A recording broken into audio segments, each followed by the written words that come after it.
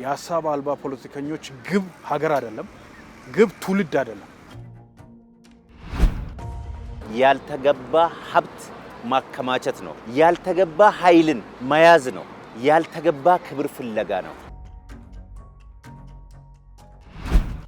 ሐሳብና ሰው፣ ሰውና ተቋም ማገናኘት ነው የመደመር ቀመር። የመደመር መንግስት የሐሳብ ፖለቲካ ነው የሚያካሂደው። የሚከለከል ፓርቲ የሚከለከል ሐሳብ የለም። የሐሳብ ፖለቲካ መድረኩ ክፍት ነው። ችግር የሆነው ሐሳብ ጠፋ።